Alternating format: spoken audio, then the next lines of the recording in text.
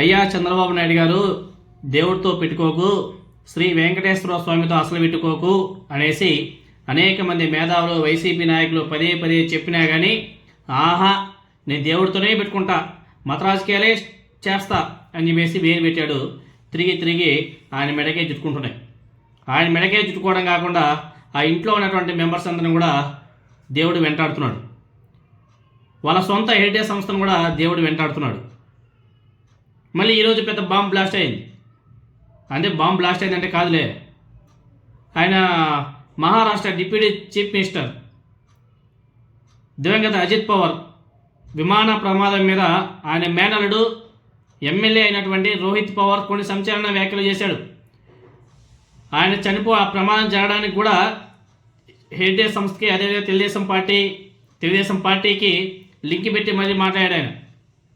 ఈ ప్రమాదం వెనుక రాజకీయ ఆర్థిక పరమైనటువంటి కుట్ర ఉంది, దయచేసి తెలుగుదేశం పార్టీ ఎంపీ అదేవిధంగా విమానయాన శాఖ మంత్రి రామ్మోహన్ నాయుడిని మంత్రి పదవి నుంచి తప్పించాల్సిందే అనేసి ప్రధానమంత్రి మోదీ అదేవిధంగా అమిత్ షాను ఈ విషయంలో సహకారం అందించాలని చెప్పేసి ప్రతిపక్ష నేత రాహుల్ గాంధీ గారికి విజ్ఞప్తి చేశాడు అజిత్ పవార్ గారి అల్లుడు రోహిత్ పవార్.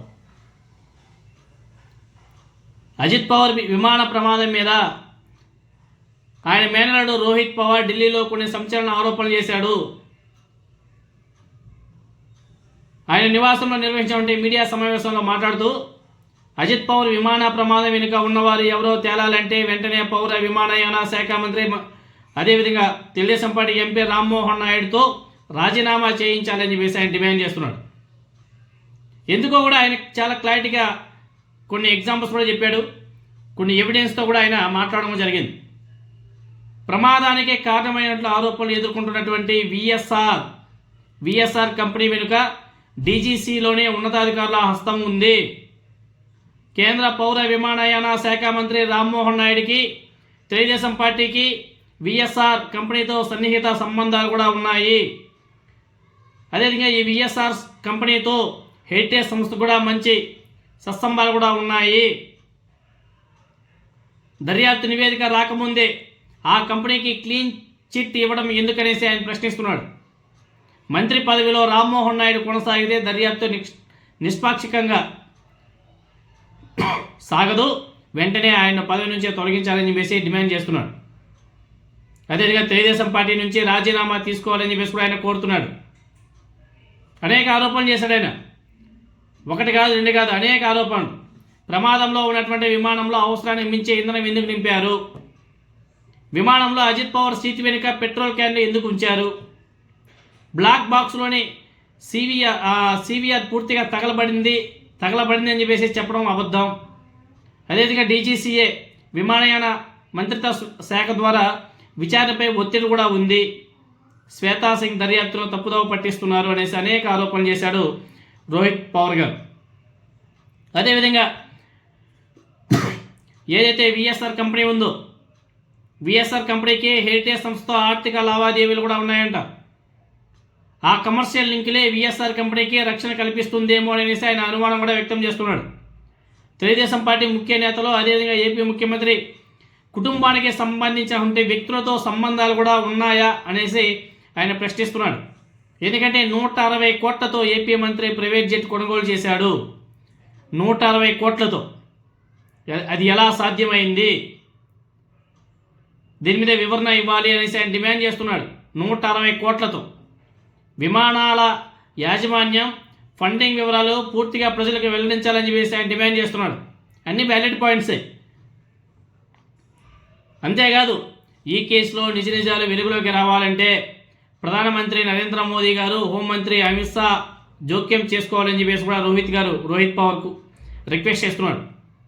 అజిత్ పవార్కి న్యాయం జరగాలంటే పారదర్శక అదేవిధంగా ఇండిపెండెంట్ దర్యాప్తు అవసరం. ఈ ఆరోపణలతో విమాన ప్రమాదం మీద రాజకీయ వేడి మరింత పెరుగుతూ పోతుంది. కేంద్ర ప్రభుత్వం అదేవిధంగా సంబంధిత శాఖలు ఈ ఆరోపణల మీద ఎలా స్పందిస్తాయనేది ఇప్పుడు చాలా ఆసక్తికరంగా మారిపోయింది. అదేవిధంగా ఈ రోహిత్ పవార్ గారు హెరిటేజ్కి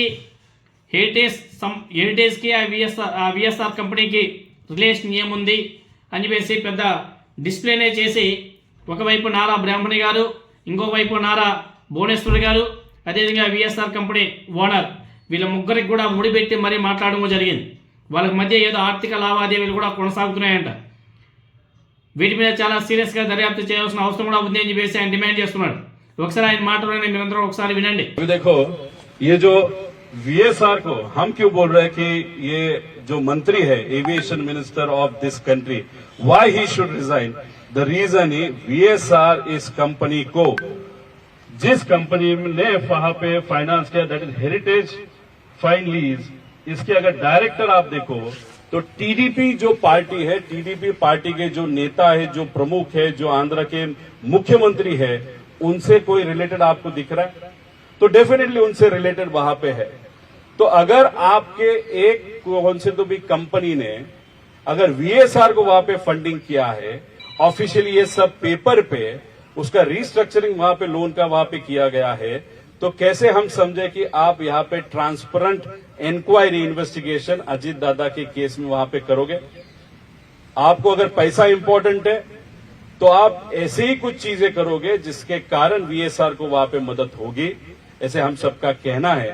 क्योंकि जिस तरीके से इन्वेस्टिगेशन वहां पे चालू है, वहां पे डीजीसीए और वहां पे मंत्रालय के माध्यम से डेफिनेटली कुछ न कुछ तो प्रेशर है to save VSR and not to give justice to Ajit Pawar. इसीलिए हम सबका कहना है, इसके पहले भी हमने जब बोला था तब सोर्सेस के माध्यम से एविएशन मिनिस्टर ने बताया था हमारा कुछ लेना देना नहीं,